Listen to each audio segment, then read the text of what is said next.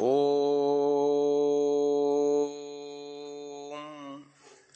आनो भद्राः क्रतवो यन्तु विश्वतः।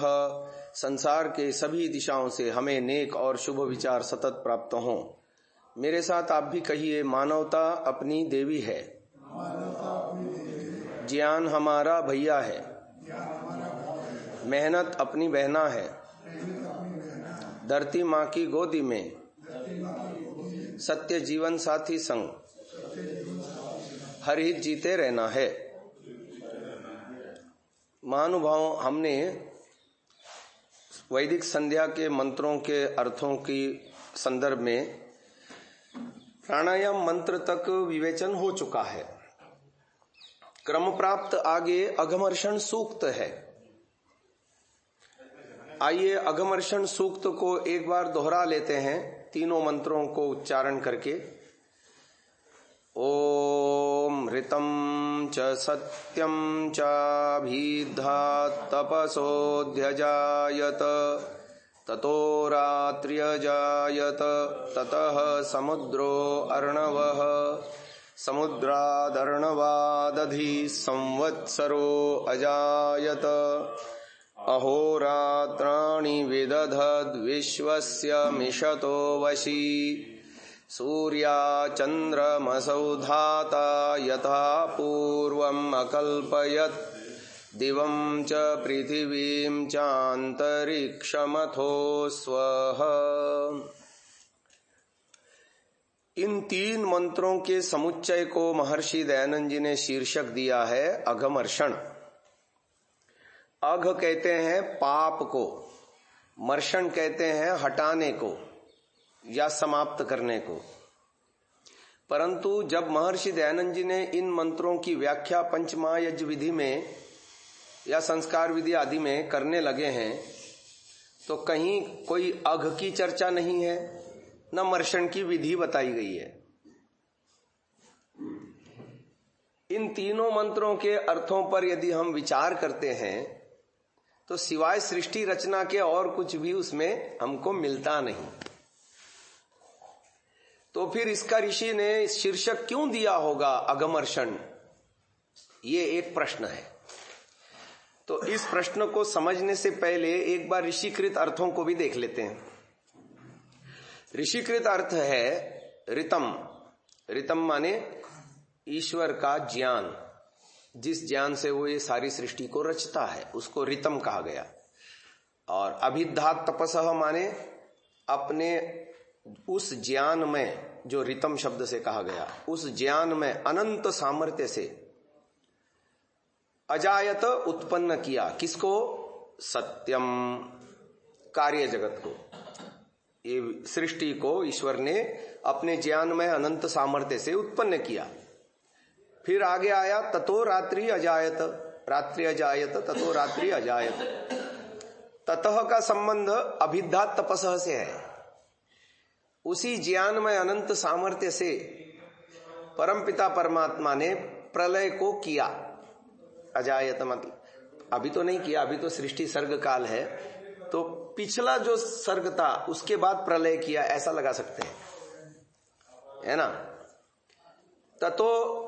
ततः समुद्रो अर्णवः, उसी ज्ञान में अनंत सामर्थ्य से परमात्मा ने समुद्र और अर्णव बनाए।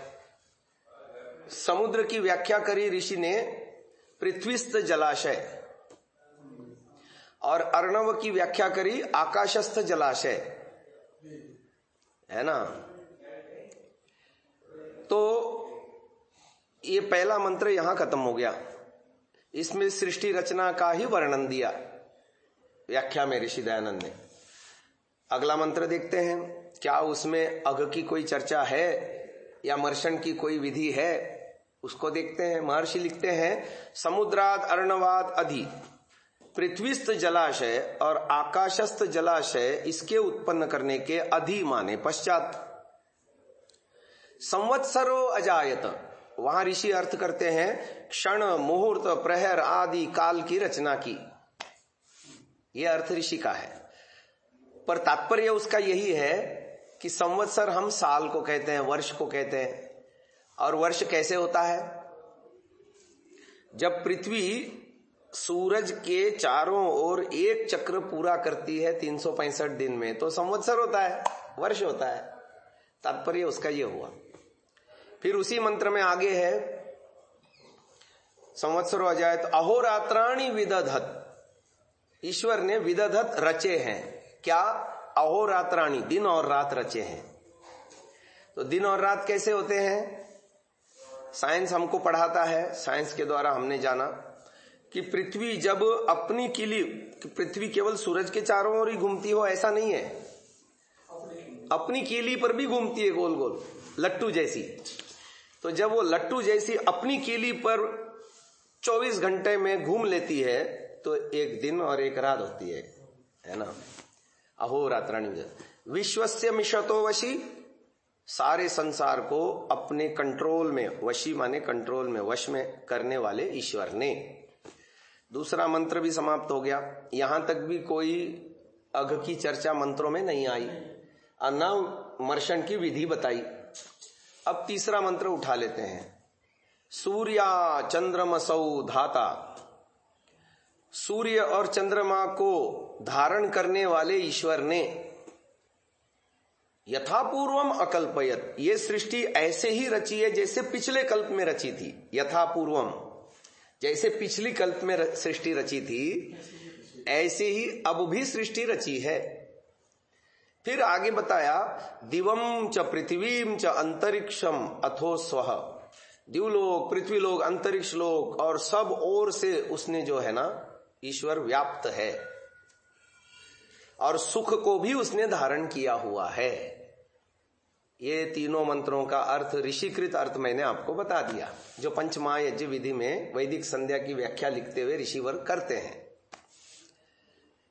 हाँ, लेकिन टिप्पणी में जरूर लिखा है ईश्वर न्यायकारी है, इसलिए पाप कर्मों से बचकर अपने आप को पुण्य कर्मों में लगाओ, इससे अघमर्षण होता है, ऐसा एक टिप्पणी में आया। पर मूल व्याख्या में ऋषि दयानंद का, मंत्रों की व्याख्या में ऐसा कोई उल्लेख नहीं है। तो अब संगति कैसे लगाएं? तो क्या महर्षि दयानंद का शीर्षक देना गलत है? बिल्कुल गलत नहीं है। और तो व्याख्या में क्यों उसका उल्लेख नहीं आया? ऐसा है, ये जो व्याख्या की है महर्षि दयानंद जी ने अघमर्षण सूक्त की, वो व्याख्या आदि दैविक व्याख्या की है। मंत्रों की कई तरह से व्याख्याएं होती हैं ना, ये आदि दैविक व्याख्या है, इसलिए उसकी सृष्टि रचना परक व्याख्या ऋषि दयानंद ने की। अब हमको यदि इसमें से अघ ढूंढना है और मर्शन की विधि जाननी है, तो आदि दैविक अर्थों के अलावा जो और अर्थ बन सकते हैं उसकी तरफ ध्यान देना होगा। तब जाकर के ये गुत्थी सुलझेगी कि कहां से हम मंत्रों में से अघ ढूंढ के निकालें और क्या विधि हो मर्शन की। ये तो हम बाद में पता लगा लेंगे, पर पहले अघ तो ढूंढ के निकालें। चलिए मैं आपकी मदद कर देता हूं कि ये देता हूं। क्योंकि हम साधक हैं, साधना करके अपने जीवन में से अघ यानी पाप को मिटाना चाहते हैं, कम करना चाहते हैं और फिर आगे जाके मिटाना चाहते हैं, समाप्त करना चाहते हैं, तो इन मंत्रों से कैसे हम हेल्प लें, ये हमको आज की इस कक्षा में समझना है। तो इनमें मंत्रों में आए हुए कुछ शब्दों का मैं आपको आध्यात्मिक अर्थ समझाऊंगा। यदि उन शब्दों का आध्यात्मिक अर्थ समझ लेंगे तो हमको मंत्रों में अघ भी दिखेगा, और एक बार अघ दिख गया तो उसकी मर्शन की विधि, क्योंकि वेदों में तो सारा ज्ञान बीज रूप में होता है, उन बीजों का विस्तार करके ऋषियों ने जो अन्य ग्रंथ बनाए हैं उसके आधार पर हम उसकी संगति लगा करके मर्शन की विधि भी निकाल लेंगे, जान लेंगे। तो पहले अघ तो दिखे। तो इसमें जो विशेष शब्द आए हैं 3 मंत्रों में, पहले मंत्र में आया है समुद्र और अर्णव, दूसरे मंत्र में आया संवत्सर और अहोरात्राणि। अब आपने कहावत सुनी होगी, यद ब्रह्मांडे तत्पिंडे, यत पिंडे तत् ब्रह्मांडे। सृष्टि रचना केवल बाहर ही नहीं होती, अंदर भी होती है, और उसमें कुछ ना कुछ साम्य है, सिमिलैरिटी है ना। अब उसी को आधार बना करके हम इन मंत्रों का आध्यात्मिक अर्थ ढूंढेंगे तो हमको अघ का स्वरूप स्पष्ट हो जाएगा। तो पहला शब्द है समुद्र, दूसरा शब्द है अर्णव। बाह्य सृष्टि में तो ऋषि दयानंद कृत अर्थ हमारे सामने है। पृथ्वीस्थ जलाशय को समुद्र कहते हैं और आकाशस्थ जलाशय को अर्णव कहते हैं। तो मैं बता रहा था कि दो शब्द हैं, एक तो समुद्र और एक अर्णव। बाह्य सृष्टि में उसके अर्थ क्या बताए? समुद्र माने पृथ्वीस्थ जलाशय, और अर्णव के लिए क्या बताया? आकाशस्थ। यदि यत ब्रह्मांडे तत्पिंडे, यत पिंडे तत् ब्रह्मांडे, इस नियम को सामने रखते हुए यदि इसकी विवेचना करेंगे तो हमारे अंदर भी एक समुद्र है और एक अर्णव है। वो क्या है? देखिए मैं आपको बताता हूं। हमारा जो व्यक्त अस्तित्व है ना, वो दो भागों में विभाजित है। एक होता है व्यक्त, एक होता है अव्यक्त। अव्यक्त क्या है? ईश्वर, जीव, प्रकृति तीनों अव्यक्त हैं, अनुत्पन्न है, अविनश्वर है, ये वैदिक सिद्धांत है। और व्यक्त क्या है? व्यक्त दो भागों में डिवाइडेड है, एक स्थूल और एक सूक्ष्म।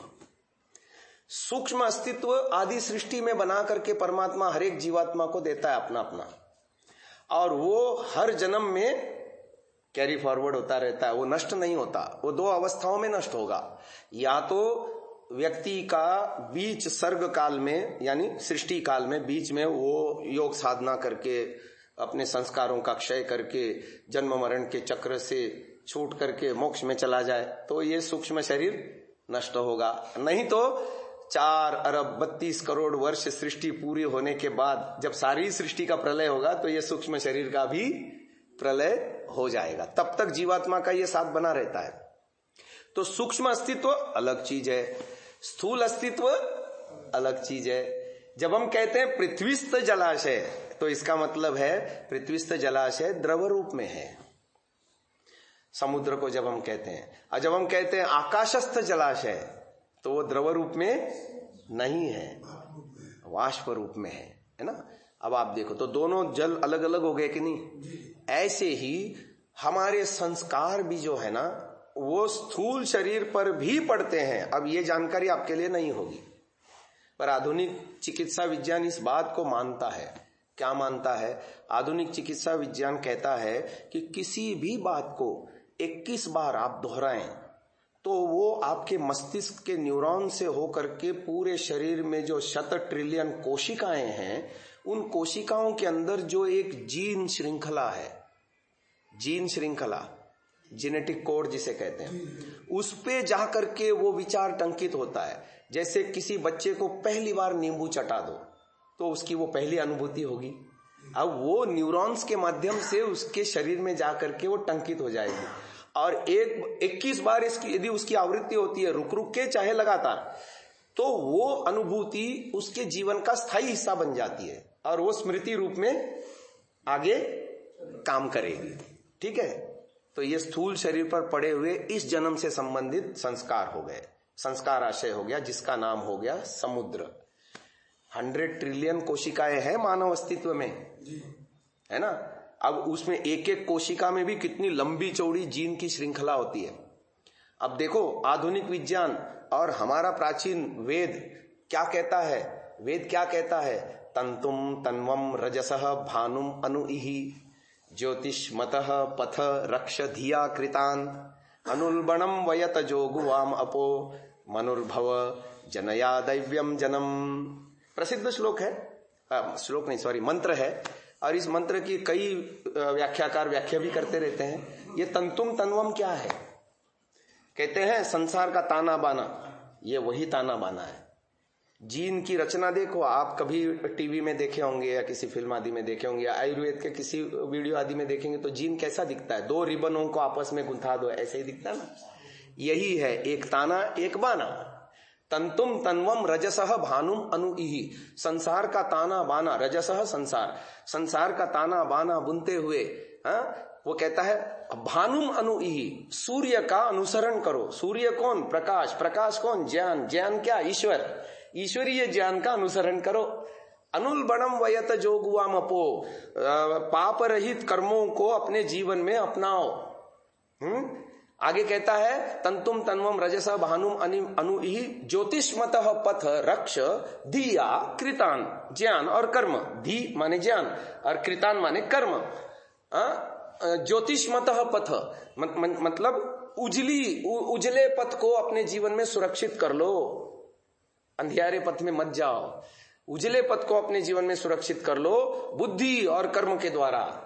अनुल्बणम वयत जोगुआमपो, ऐसे कर्म करो जिससे पाप रहित अघ रहित कर्मों को करो।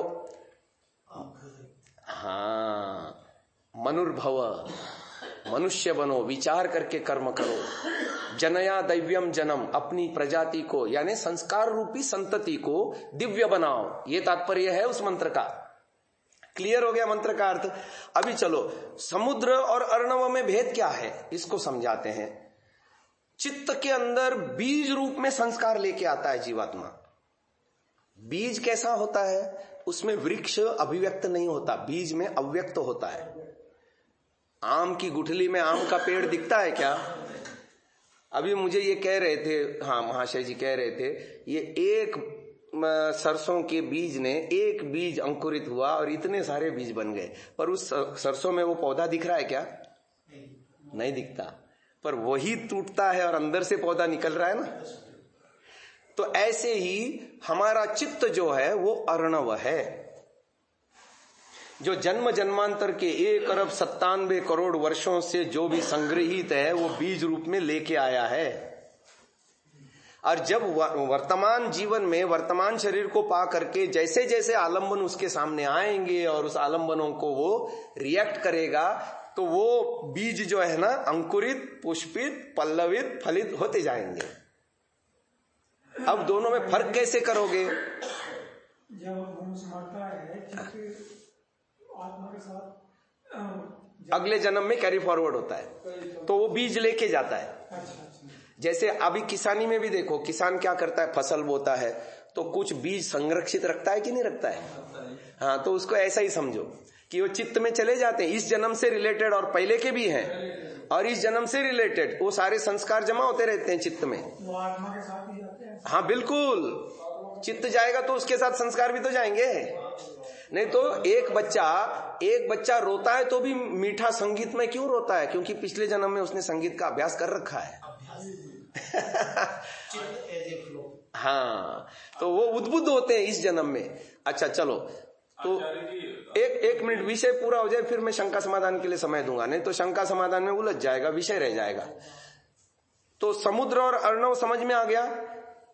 पूरे शरीर में जो कोशिका में इस जन्म से रिलेटेड जो संस्कार है उसका नाम समुद्र, और जो चित्त के अंदर जो बीज रूप में संस्कार हम लेके आए हैं उसका नाम अर्णव। इतना समझ में आया? अब इनमें फर्क करते हैं। देखो फर्क कैसे करेंगे, उदाहरण के माध्यम से करेंगे तो दिमाग में एकदम अच्छे से समझ में आएगा। बचपन में मेरा खेलते खेलते आपस में बचपन में किसी ने मेरी टांग तोड़ दी। अब टांग तोड़ दी तो प्लास्टर चढ़ गया, 2 महीने तक बिस्तर में पड़ा रहा, बहुत दुख हुआ। शौचालय में जाने से दुख, नहाते समय दुख, है ना। प्लास्टर चढ़ता है तो आसान थोड़ी होता है। अब जब दुखी हुआ तो द्वेषज कर्मा से बना या नहीं बना? अब मरने तक भी उस घटना की वीडियो फिल्म में देख सकता हूं या नहीं देख सकता हूं? है, मरने तक वो फिल्म मैं भूलूंगा नहीं, वो घटना कैसे दुख भोगा था मैंने। अच्छा, एक घटना और घटी है, वो पिछले जन्म में घटी है। पिछले जन्म में भी मेरा किसी से झगड़ा हुआ, उसने मेरा सिर तोड़ दिया तो उसमें टांके लगे तो उसमें भी बेड रेस्ट करना पड़ा और बहुत दुख भोगा। अब वो संस्कार हैं चित्त में बीज रूप में आए हैं, क्या उसकी वीडियो फिल्म देख सकते हैं? नहीं। कौन चेहरा था, कैसी घटना घटी थी, क्या हुई थी? पर वो द्वेषज कर्माशय जिंदा कारतूस की तरह है ना, अभी काम दे रहा है कि नहीं दे रहा है? अंतर समझ में आया? एक की हम वीडियो फिल्म ताउम्र देख सकते हैं, परंतु वो जो चित्त वाले जो संस्कार हैं उसकी वीडियो फिल्म पर संस्कार ज्यों के त्यों जीवित हैं। तो ये अंतर हो गया समुद्र और अर्णव में। बात क्लियर हो गई। कुछ प्राणी ऐसे मिलते हैं कि जो पूर्व जन्म की बात पता नहीं, 5-7 वर्षों तक, इसके बाद भूल जाते हैं। ये भी जोड़ लो उसके साथ। 5-7 वर्षों तक याद रहता है, लेकिन बाद में वो, हाँ बाल्यकाल में, उसके बाद वो, हाँ योगी याद कर सकता है। वो विशिष्ट अवस्थाओं में उसको जब संयम कर ले तो पूर्व जाति ज्ञानम, ऐसा एक सूत्र है विभूतिपाद में। हाँ, तो वो बहुत रेयर है। अपवाद को छोड़ दो, सामान्य नियम है, ईश्वर ने बनाया है, नहीं याद आता है वही अच्छा है। याद आए तो जीना दूभर हो जाए। इसी जन्म के राग द्वेष से छुटकारा नहीं मिल रहा, डिप्रेशन में जा रहा, पिछले और 10 जन्म के याद आ जाए, खाना पीना मुश्किल हो जाए। तो समझ लो इस बात को। अब इसमें अघ कैसे ढूंढेंगे हम? देखो, एक तो समुद्र और अर्णव समझ में आ गया। आगे चलते हैं, अगले 2 शब्द लेते हैं। एक है संवत्सर। असली कहानी तो इसमें है। बाहर सृष्टि में संवत्सर होता है तो क्या होता है, क्या क्या घटनाएं होती हैं, जरा सा दोहरा लेते हैं। पृथ्वी जब सूरज के चारों ओर एक चक्र पूरा करती है तो 2 अयन होते हैं, 6 ऋतुएं होती हैं, है ना, 12 महीने होते हैं, इतने नक्षत्र होते हैं, वगैरह वगैरह, अलग अलग। अच्छा, प्रत्येक ऋतु में परमात्मा ने जीवात्मा को भोगने के लिए अलग अलग स्थितियां बनाई हैं, है ना।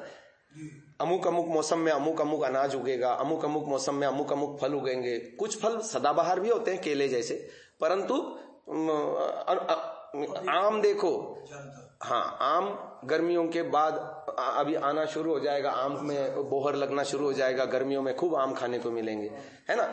बारिश के मौसम में नाशपाती आता है और दूसरे फल आते हैं जो अन्य मौसम में हमको नहीं मिलते, बबूगोशा आदि आता है। तो ऐसे तो फसलें, क्या नाम, अनाज और अन्य सारी वस्तुएं ईश्वर अलग अलग मौसम में अलग अलग देता है ऋतुचर्या के अनुसार, ठीक है ना। ये सृष्टि में होता है। अच्छा, गर्मियों में गर्मी का आनंद, सर्दियों में सर्दी का आनंद, बारिशों में बारिश का आनंद, अलग अलग ऋतुएं, अलग अलग परिस्थितियां।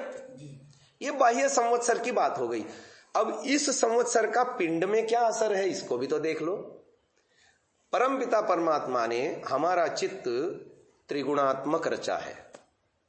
वैसे तो सारी सृष्टि ही त्रिगुणात्मक है, तो चित्त भी अपने आप त्रिगुणात्मक हो गया ना।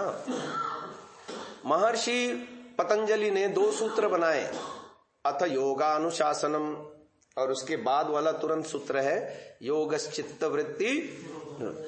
इन दोनों सूत्रों पर महर्षि वेद व्यास जी ने भाष्य किया है, और भाष्य करते हुए चित्त को डिस्क्राइब किया है।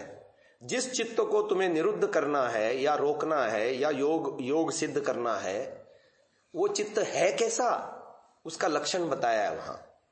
तो उन्होंने कहा प्रख्या प्रवृत्ति स्थितिशीलत्वा चित्तम ही त्रिगुणम। वहां पर 3 गुणों का चर्चा आई। वहां ये नहीं कहा सत्व रजस तमस, ये नहीं कहा, परंतु उसके लक्षण बताए। सत्व का लक्षण क्या है, प्रख्या, प्रख्या माने ज्ञान। रजोगुण का लक्षण क्या है, क्रिया, प्रख्या प्रवृत्ति क्रिया, है ना। और तमोगुण का लक्षण क्या है, जड़ता मूढ़ता ज्ञान, है ना। और उसको कहा स्थिति, प्रख्या प्रवृत्ति स्थितिशीलत्वात् चित्तम ही त्रिगुणम।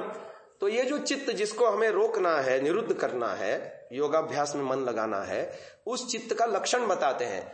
फिर आगे वो लिखते हैं कि ये चित्त 5 अवस्थाओं में परिभ्रमण कराता है जीवात्माओं को। सांसारिक व्यक्ति की 3 ही अवस्थाओं में परिभ्रमण कराता है, योगी की 5 अवस्थाएं होती हैं। बोलिए मेरे साथ, क्षिप्तम, मूढ़म, विक्षिप्तम, एकाग्रम, निरुद्धम। पहला कौन सा बताया, क्षिप्तम। दूसरा मूढ़म, तीसरा विक्षिप्तम, चौथा एकाग्रम, और 5वां निरुद्धम। इसको समझेंगे तो हमको अघ का स्वरूप स्पष्ट हो जाएगा। जैसे बताया त्रिगुणात्मक चित्त है, परंतु आगे की पंक्ति क्या कहती है व्यास जी की, प्रख्या रूपम ही चित्त सत्वम। सुबह मैंने बताया था कि परमात्मा ने चित्त को स्वाभाविक रूप से प्रख्या यानी सत्वगुण प्रधान अवस्था वाला बनाया।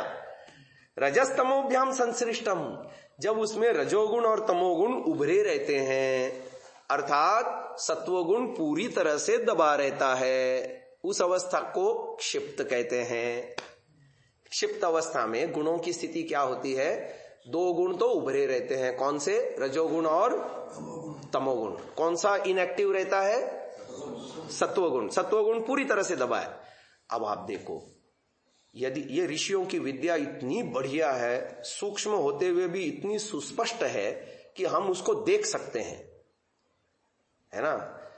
संसार में उसका प्रभाव देख सकते हैं। दुनिया में 3 ही प्रकार के लोग हैं, वैसे तो 2 प्रकार के लोग हैं। एक वो जिनकी समाधि लगती है, उनको हम योगी कह देते हैं, और एक वो जिनकी समाधि नहीं लगती, हम आप जैसे, जिनको हम संसारी कह देते हैं। संसारी और योगी। अब देखो, संसारी लोगों में भी 3 प्रकार के लोग हो गए, एक क्षिप्त चित्त वाले, एक मूढ़ चित्त वाले, तीसरे विक्षिप्त चित्त वाले। अब उनके लक्षण बता रहे हैं व्यास जी भाष्य में। वो बता रहे हैं कि जब रजोगुण तमोगुण उभरा रहेगा, सत्वगुण पूरा दबा रहेगा, तो वो क्षिप्त चित्त वाला व्यक्ति है। और उसके लक्षण क्या बताए? बोलिए। ऐश्वर्य, विषय प्रियम भवती, बस चमक दमक में उलझा है। Eat drink and B Mary, खाओ पियो मौज उड़ाओ। कौन ईश्वर, कौन आत्मा? नास्तिकवत घूम रहा है? किसने देखा है परमात्मा? किसने देखा है आत्मा? क्या होता है कर्मफल? This is the first and last life, पहला और आखिरी जीवन है। ये न केन प्रकार। एक चार्वाक नाम का आचार्य हुआ, उसने तो यहां तक कह दिया कि यावत जीवेत सुखम जीवेत ऋणम कृत्वा घृतम पिबेत भस्मीभूतस्य देहस्य पुनरागमनम कुतः। है? और आगे वो लिखता है, भोजनम कुरु दुर्बुद्धे मां शरीरे दयाम कुरु परान्नम दुर्लभे लोके शरीराणि तू पुनः पुनः। है? अब का वाला बोला वो, भोजनम कुरु दुर्बुद्धे, चटोरा बन करके खूब चापो, खूब खाओ। मां शरीरे दयाम कुरु, शरीर पर दया मत कर। किसी शादी में गए तो ऐसा भोजन मिलना तो दुर्लभ है लोक में, शरीर तो बार बार मिल जाएंगे। ये चार्वाक दर्शन का प्रसिद्ध श्लोक है। यस, 5 मिनट की बेसब्री पूरे दिन का आराम। हाँ, मूड का बाद में बताते हैं, पहले इसको समझ लें। संसार में 3 ही प्रकार के लोग मिलेंगे, सांसारिक लोग जिनकी समाधि नहीं लगती। वो 3 कैटेगरी में बांटे जा सकते हैं। पहली कैटेगरी है क्षिप्त। क्षिप्त माने ऐश्वर्य विषय प्रियम भवती, उसको बढ़िया चमकदार चाहिए सब कुछ। शादी में बहुत खर्चा करेगा ऐसा आदमी, है ना? बेकार का खर्चा है वो।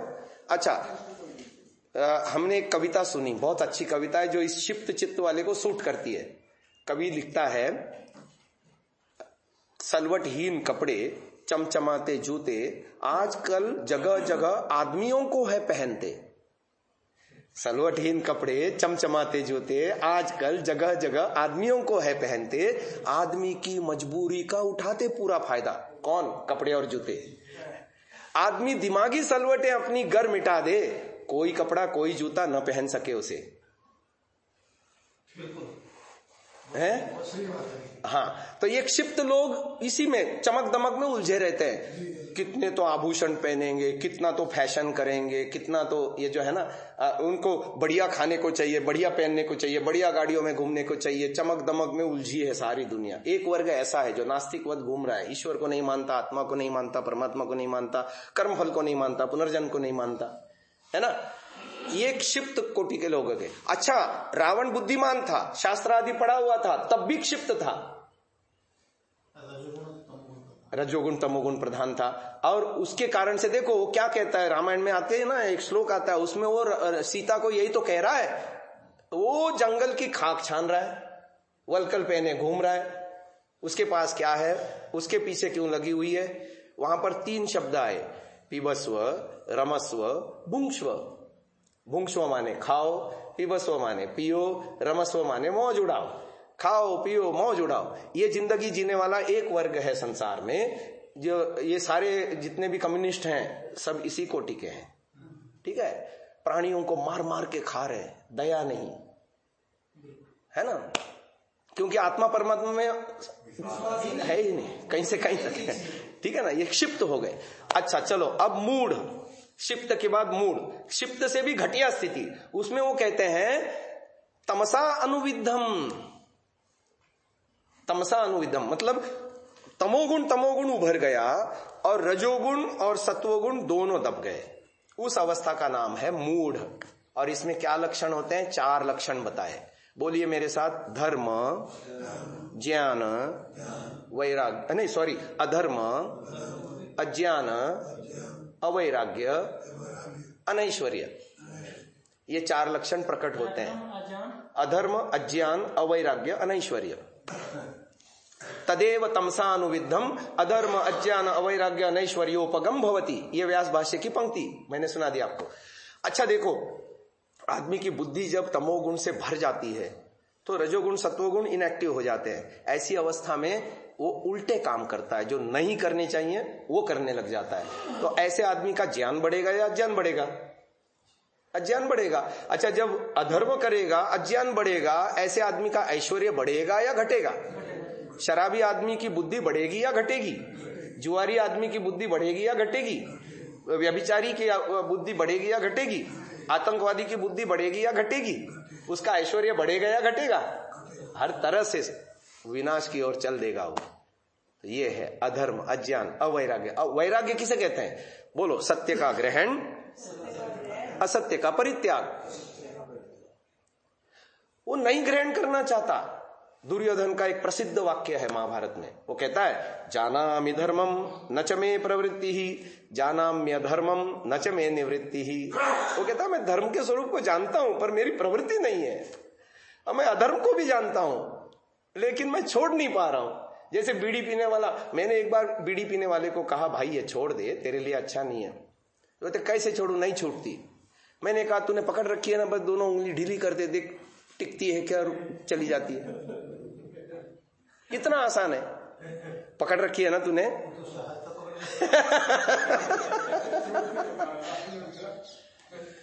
लेकिन नहीं, अब आप देखो, ये मूढ़ अवस्था है चित्त की। लेकिन इसमें उन्हें कोई सलाह दे, समझाए तो उनकी समझ में वो चीजें जाती नहीं, वो सुनना ही नहीं चाहता। तमोगुण इतना ज्यादा उनका इतना प्रबल होता है। आचार्य जैनेश्वर जी कह रहे थे कि मैं एक बार पंजाब में गया, वहां एक बार एक परिवार में गया, वो उसकी पत्नी ने उसको कहा कि ये हमारे बहुत दारू पीते हैं, इनको कुछ समझाइए। तो उन्होंने उनको समझाया। आचार्य जी ने 8-10 दोष गिनाए, शांति से सुना उसने। सुनने के बाद उसने 5 दोष और फालतू बता दिए। किसने? पीने वाले ने। बोले ये तो इतना तो मुझे भी पता है, मेरे से और फालतू सुन लो जो आपको नहीं पता। पर नहीं छूटती, पतनाला वहीं गिरेगा। समझ में आई बात? तो ये मूढ़ अवस्था है। दुर्योधन सॉरी धृतराष्ट्र मूढ़ ही तो था। विदुर के, श्री कृष्ण के और दूसरे अन्य लोगों के भी समझाने पर भी नहीं समझा। दे देता, 5 गांव ही तो देने थे, सारा झगड़ा ही टंटा ही मिट जाता, पर नहीं माना। ये मूढ़ अवस्था है कि जानते हुए, बूझते हुए, समझते हुए भी आदमी वही अधर्म करने के लिए बाध्य हो रहा है। क्या ये भी सुखी रहते हैं? नहीं सुखी रहते। और आप विदुर प्रजागर पढ़ोगे ना तो आपको दिखेगा कि वो चिंताग्रस्त है और बुलवाता है खास करके विदुर को कि नींद नहीं आ रही है, कुछ तो मुझे समझाओ, अच्छी बात समझाओ। पर वो सुनने तक सीमित है, क्रियान्वयन उसका नहीं होता। यही तो मूढ़ अवस्था है। ठीक है ना? अब आप देखो, जीवन का सुख, चैन, शांति सब खत्म कर लेता है। अब देखो क्षिप्त व्यक्ति, चलो क्षिप्त व्यक्ति जो है ना संसार उन्मुख उद्दाम होकर के जी रहा है, परंतु मूढ़ पूरा पक्का बंदोबस्त कर रहा है कि अगला जन्म मुझे मनुष्य का नहीं चाहिए, क्योंकि जब अधर्म करेगा तो अपने साथ साथ औरों को भी तो कष्ट देगा, खुद के सुख के लिए दूसरों के सुख का भी हरण करेगा। ऐसे व्यक्ति को परमात्मा अगला जन्म कहां से देगा मनुष्य का? तो पूरा पक्का बंदोबस्त कर रहा होता है मूढ़ अवस्था वाला। अब चलते हैं तीसरी अवस्था, विक्षिप्त अवस्था। वैसे तो विक्षिप्त शब्द से वर्तमान में पागल को विक्षिप्त समझा जाता है ना, पर 5000 साल पहले जब व्यास जी थे उस जमाने में विक्षिप्त शब्द पर्याप्त अच्छा माना जाता था। विक्षिप्त का मतलब है जिसके चित्त में सत्वगुण और रजोगुण उभरे हुए हैं और तमोगुण दब गया है। मूढ़ अवस्था में क्या था? सत्वगुण रजोगुण दबे हुए थे और तमोगुण उभरा था। अब उसका शीर्षासन हो गया विक्षिप्त अवस्था में।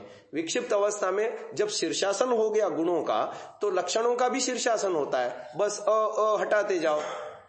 धर्म, ज्ञान, वैराग्य, ऐश्वर्य, ये लक्षण प्रकट होते हैं।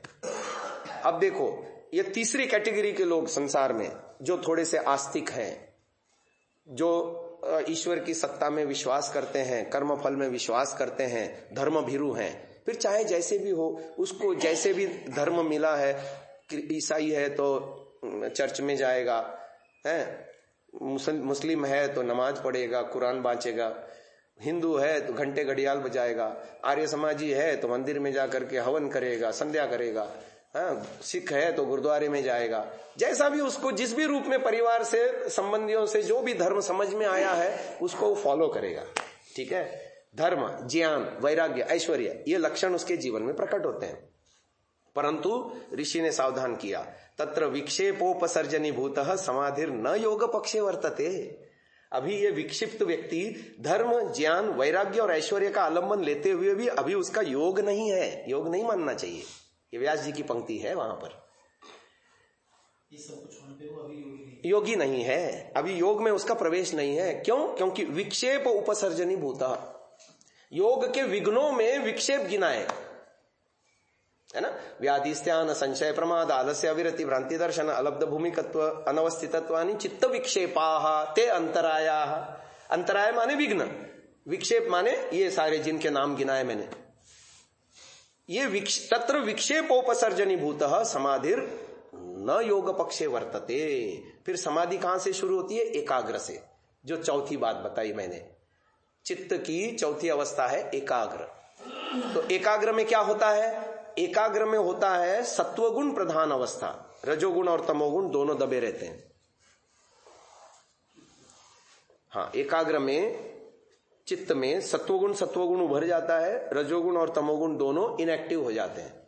तो उस अवस्था में ऋषि ने 4 लक्षण बताए। बोलिए मेरे साथ, सद्भूतम अर्थम प्रद्योतयति,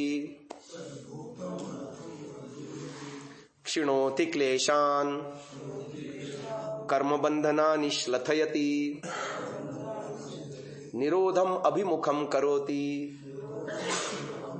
ये 4 लक्षण प्रकट हो जाते हैं चित्त में।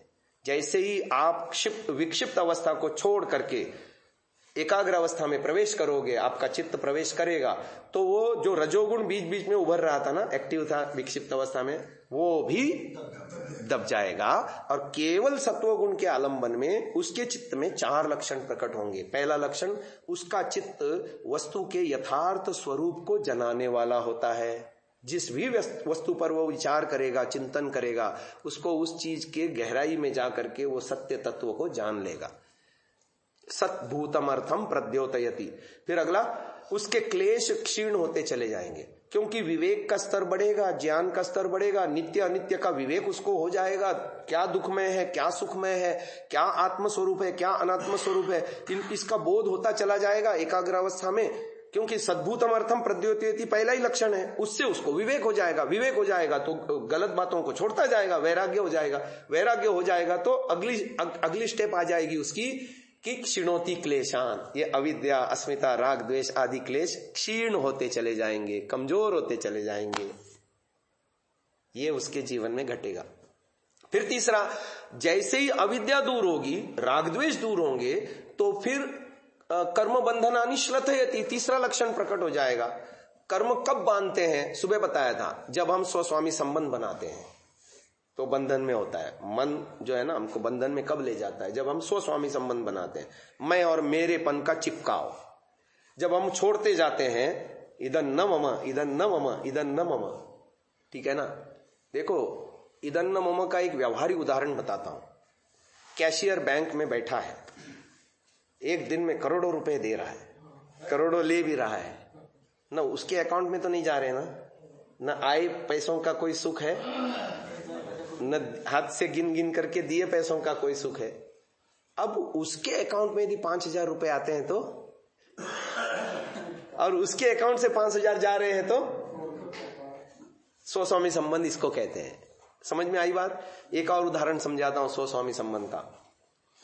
ऑफिस में काम कर रहा है व्यक्ति, उसके ऑफिस में उसको ऑफिस ने लैपटॉप दे रखा है प्रयोग करने के लिए। सेम मॉडल का, सेम कंपनी का लैपटॉप उसने घर में अपने लिए खुद का खरीदा है। अब ऑफिस वाला लैपटॉप वो 6 घंटे 8 घंटे प्रयोग करता है, ठीक है। अब घर वाला लैपटॉप मात्र 1 घंटा ड्यूटी से आया, थोड़ा बहुत खाना वाना खाया, घर में 1 आध घंटा प्रयोग करता है। प्रयोग की दृष्टि से कौन सा वाला लैपटॉप वो ज्यादा प्रयोग कर रहा है? ऑफिस वाला। लेकिन ऑफिस वाले लैपटॉप में कोई खराबी आती है तो उसको कोई दुख नहीं हो रहा है। वो सीधा कंपनी को एक वाउचर लिख के देता है कि मेरा लैपटॉप रिपेयर कराया जाए। कंपनी अपने खर्चे से उसको लैपटॉप को रिपेयर करा करके दे देती है। अब वही लैपटॉप और वही खराबी उसके घर वाले उसमें हो जाए, अब उसको दुख होना शुरू, क्योंकि उसके रिपेयर में उसके जेब के पैसे लग रहे हैं।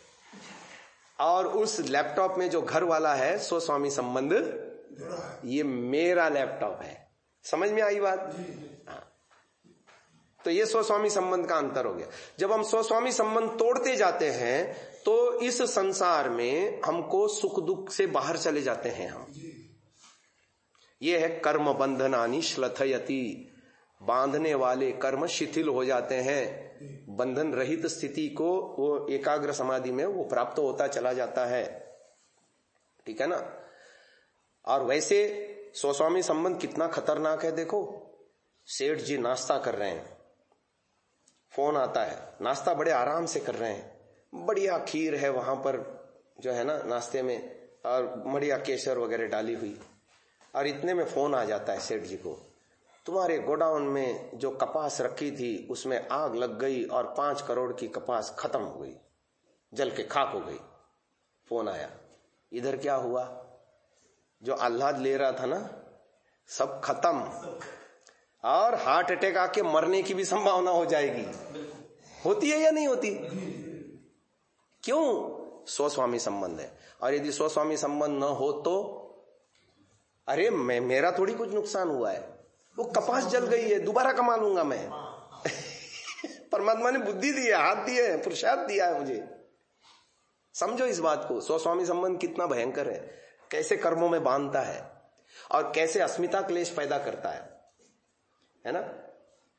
दिग्दर्शन शक्ति और एकात्मिता व अस्मिता और अविद्या पैदा करता है फिर आगे जाकर के, है ना। अनात्म में आत्म बुद्धि। तो इससे कितने भयंकर परिणामों को प्राप्त होता है व्यक्ति। अब चलो आगे, इसमें अघ क्या स्वरूप हो गया? क्षिप्त अवस्था में तो तमोगुण और रजोगुण थे, जिसके कारण से उसकी अध्यात्म में प्रवृत्ति नहीं थी। मूढ़ अवस्था में तो और भी स्थिति नीचे गिर गई, ठीक है। तमोगुण रह गया, तो अधर्म, सारा नशा, सारा वो सब जीवन बर्बाद हो रहा है। विक्षिप्त अवस्था में सत्वगुण के साथ साथ रजोगुण की भी मात्रा होने से उसके जीवन में स्वस्वामी संबंध भी बना हुआ है, मेरा तेरा का स्वार्थमय जीवन भी बना हुआ है, और राग और द्वेष भी बने हुए हैं। ये रजोगुण के कारण ही राग द्वेष आते हैं जीवन में, है ना। और ऐषणाएं बनी हुई हैं। धर्म कर रहा है वो, प्रतिदिन संध्या भी कर रहा है, हवन भी कर रहा है, दान भी दे रहा है, आयोजन भी कर रहा है, धार्मिक आयोजन कर रहा है, सब कुछ कर रहा है, लेकिन ऐषणाएं हैं ये रजोगुण के विक्षेप के कारण से। और जब तक ये चीजें हैं बनी हुई चित्त में, तब तक उसका योग में प्रवेश नहीं होने वाला। यदि आप इन चीजों को समझेंगे, और उसके सब कुछ मानसिक है, अंदर से परिवर्तन होता है, छोड़ना ही तो है।